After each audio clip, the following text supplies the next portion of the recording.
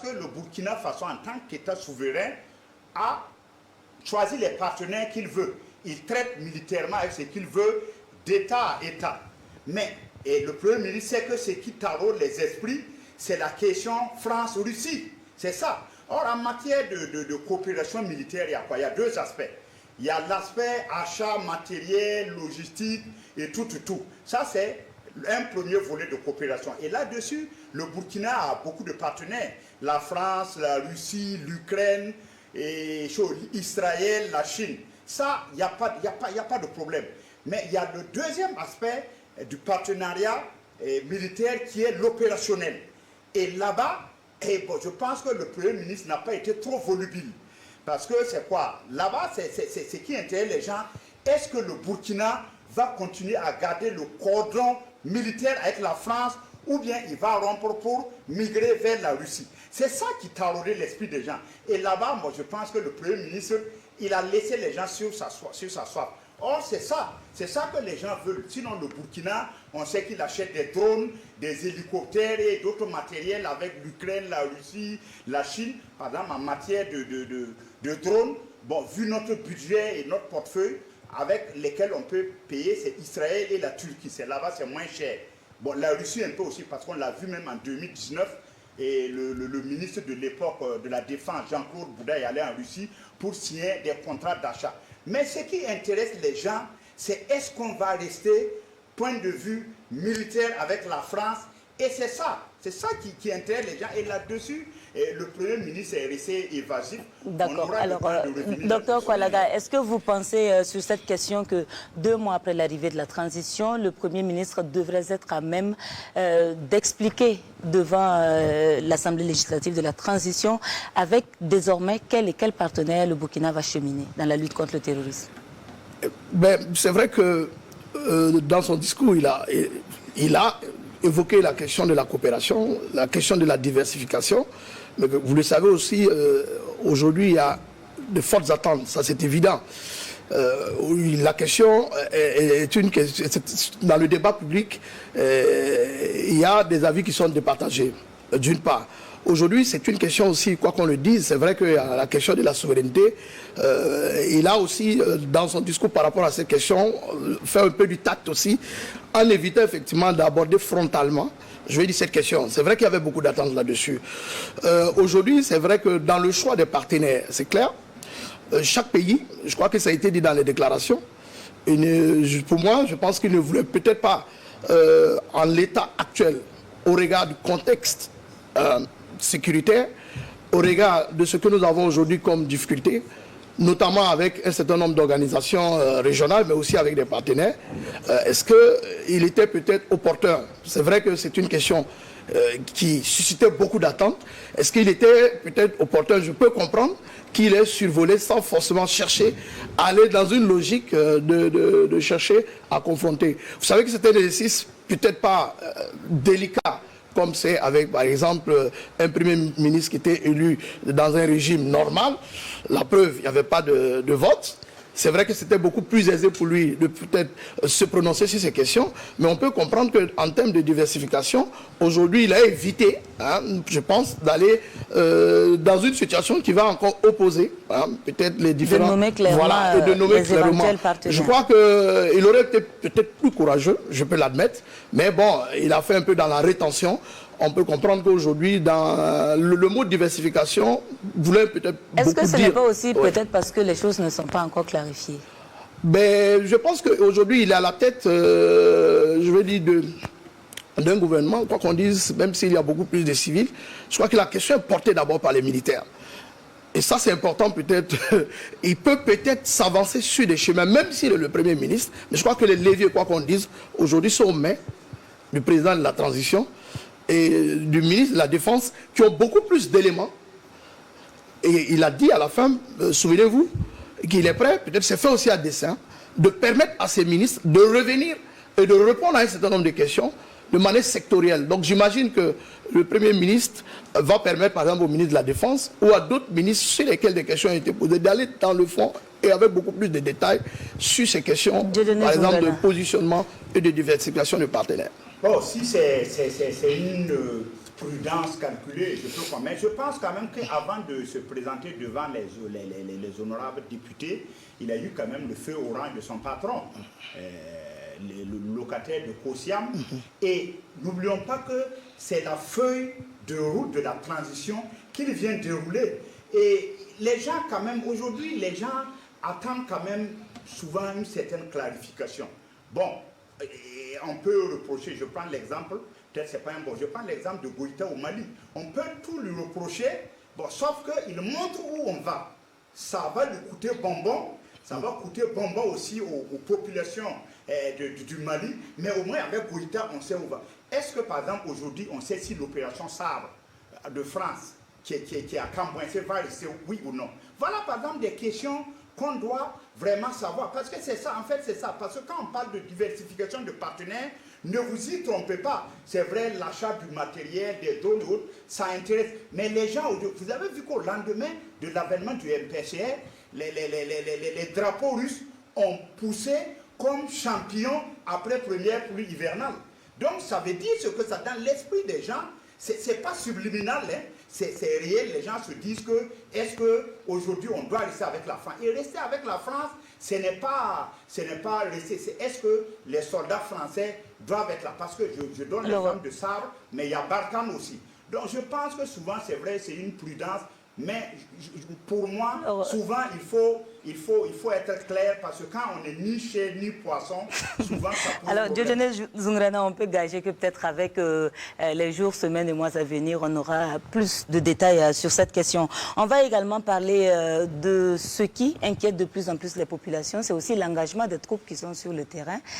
D'aucuns estiment que les hommes ne se donnent plus véritablement dans la lutte. Est-ce qu'à ce niveau-là, le Premier ministre ne s'est pas prononcé? Est-ce que ce n'est pas un aspect qui a été occulté, docteur Kwalaga? Oui, on pourrait vous parler peut-être de morale des troupes. Oui. Je crois que dans le diagnostic... Morale et engagement. Oui, l'engagement, oui. Je crois que dans le diagnostic qui a été fait, lorsque les premières autorités de la transition, notamment le président du FASO actuel, a dépeint la situation, je crois que dès les premiers moments, il s'est prononcé cette question de l'engagement et du moral des troupes, normalement. Et comment est-ce qu'on fait pour ramener les troupes à s'engager davantage, parce que c'est vrai qu'à un moment donné, ça aussi ça a été un élément de justification. On a senti que les troupes ont été démoralisées pour plusieurs raisons qui ont été évoquées. Je pense qu'aujourd'hui, eux, qui sont, je veux dire, au pouvoir, qui ont les leviers du pouvoir, savent quel langage tenir pour remobiliser les troupes, savent quels les éléments qu'ils peuvent utiliser pour essayer de davantage amener les uns et les autres à pouvoir se sacrifier pour la patrie, parce que c'est pour ça justement qu'ils ont été formés.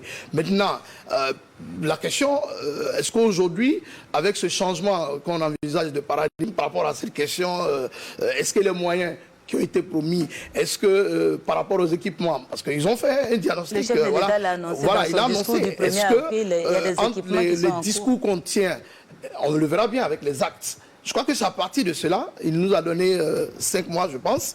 On pourrait peut-être commencer déjà à voir effectivement, est-ce que les choses, peut-être, on le dit souvent, peut-être ailleurs, comparaison n'est pas raison, que le temps de la justice n'est pas le temps des hommes, peut-être que le temps des militaires n'est pas aussi forcément le temps des hommes, mais à l'évidence, c'est clair que l'engagement qui a été pris, ils le savent très bien qu'aujourd'hui, sur ce terrain, ça ne va pas pardonner, et que si les résultats n'ont pas d'effet, immédiatement, je crois qu'ils vont payer cash.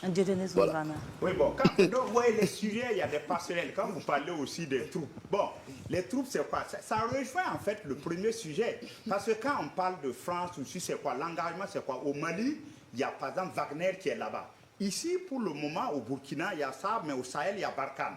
Or, vous voyez qu'il y a des enjeux. Il y a des enjeux parce que c'est une guerre des grandes puissances. Voilà, c'est une guerre. Donc, en fait, bon, si j'insiste là-dessus parce que, bon, il faut que les Burkinabés sachent aussi que les intérêts du pays, c'est ça d'abord qui compte. Aujourd'hui, la France et la Russie, par exemple, qu'on dit qu'ils lorgnent, par exemple, Tambao, bon, est là aussi en embuscade, il y a la France qui est là. Donc, ça rejoint un peu ce que vous dites. Mais pour en revenir à votre question, je crois que le régime déchu, Roch, a hérité d'une armée à reconstruire, à formater. Voilà, parce que l'armée quand même burkinabé n'était pas bon. On avait ce que les gens appelaient un peu, à la limite, à un certain moment, une armée macrocéphale. dont la tête est plus grosse que le corps. C'est-à-dire il y a beaucoup de gradés. Or, la troupe, bon, il n'y en a pas. Bon, et si c'était une guerre normale, classique, on pourrait même comprendre. Or, cette armée macrocéphale-là est confrontée aujourd'hui à une guerre asymétrique. Ce n'est pas une guerre comme les autres. Ce n'est pas une ligne de front, on est là, on se tire dessus. Et elle est impréparée pour faire face à cette guerre asymétrique-là. Donc ça pose un double problème. Donc aujourd'hui, je crois aussi qu'on a une armée à reformer, à refondre et tout à lui donner les moyens. Il y a ça. Et il faut aussi que ceux qui sont devant, ce qu'on appelle, bon, dans une guerre, il y a ce qu'on appelle souvent un colonel stratégique, un capitaine stratégique, un sergent stratégique ou des qui donnent l'exemple, qui sont devant par leur comportement. Donc il faut qu'on construise une armée comme ça pour tirer vraiment chaud. Surtout qu'on est face à une guerre asymétrique. Je crois que l'armée burkinabé est carrément à reconstruire. C'est ça le vrai problème. Par rapport à ce que vous dites dans le discours du chef de l'État le 1er avril, le Premier ministre l'a confirmé encore aujourd'hui, il est question de réorganisation au sein de l'armée actuellement. Maintenant, la question qui se pose, est-ce qu'il s'agit de l'opportunité? Est-ce que c'est le moment? Nous sommes en pleine guerre, docteur Kwalaga. Oui, c'est vrai qu'ils ont déjà, avec un certain nombre de dispositifs qui a été mis en place, le changement d'homme, de certains débuts, il y a eu la reconfiguration par rapport à la lutte, il y a eu, en termes de stratégie, c'est vrai qu'aujourd'hui, celui qui conduisait cette stratégie ou qui était à la manœuvre, c'est celui qui a été reconduit comme ministre de la Défense pour justement aller peut-être dans cette continuité-là. Donc avec ces éléments, avec cette réorganisation, on peut s'imaginer qu'on peut, sans être peut-être très optimiste, s'attendre dans les jours qui viennent, parce que là, comme je l'ai dit, au risque de me répéter, il n'y a plus de temps de grâce. En ce moment-là, ce sont des résultats, parce qu'on ne peut pas aujourd'hui, on imagine que ceux qui étaient sur le terrain pouvaient peut-être estimer, c'est ce qu'ils ont dit, qui n'avaient peut-être pas le coup des franches, qui n'avaient pas les moyens, même s'ils voulaient s'engager, même s'ils voulaient aller en découdre avec les groupes extrémistes, qu'ils avaient un certain nombre de limites objectives. Donc aujourd'hui, ils ont l'occasion justement, avec toute cette réorganisation du dispositif, mais aussi avec les nouvelles personnes qu'ils ont nommées au niveau d'un certain nombre d'unités, qui semblent être beaucoup dévouées, qui sont beaucoup plus engagés et qui sont à même de pouvoir nous apporter des résultats. Mais une fois de plus, c'est vraiment, comme on le dit d'habitude aussi, c'est le terrain qui commande la manœuvre. On verra avec les semaines à venir quels résultats on engage et quels dividendes on engrange. Même si, effectivement, depuis leur avènement, on a pu déplorer davantage. On a même eu l'impression que la situation s'est d'autant dégradée. Ils ont là l'occasion, une fois de plus, de nous montrer qu'ils peuvent inverser rapidement la tendance. Maintenant, je voulais peut-être revenir sur je vais dire cette lutte-là. C'est vrai qu'on parle de la coopération, mais même avec la coopération, que ce soit avec la France ou la Russie, le Mali a fait un choix. Mais le choix même du Mali, jusqu'à présent, n'est pas totalement assumé. Parce que même quand on parle de Wagner, en termes de coopération classique normale, que ce soit le Burkina, que ce soit le Mali, ils coopèrent avec la Russie, il n'y a pas de problème. Le Burkina coopère entre États, il n'y a pas de problème. Mais lorsqu'une entité privée qui est considérée comme structure, on va dire comme ça, comme des mercenaires, on peut peut-être avoir un certain nombre de prudences. Je pense que c'est cette prudence-là que le Burkina observe, parce qu'après, ça peut vous coûter aussi beaucoup d'autres choses. Aujourd'hui, des enquêtes qui sont peut-être, les jours à venir, ils vont le prouver, assez documentées, prouve que la présence du groupe Wagner, pour ne pas le nommer, commence à avoir aussi quelques conséquences fâcheuses. Sans forcément, justement, pour le moment, avoir tous les éléments.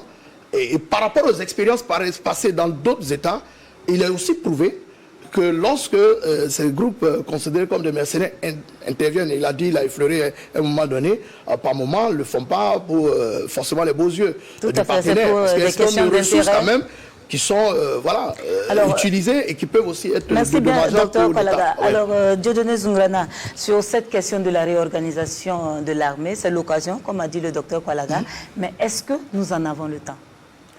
Oui, c'est vrai que le temps n'est pas l'allié de la transition actuelle, même si par extraordinaire la CEDEAO donnait les 36 mois à la transition burkinabé.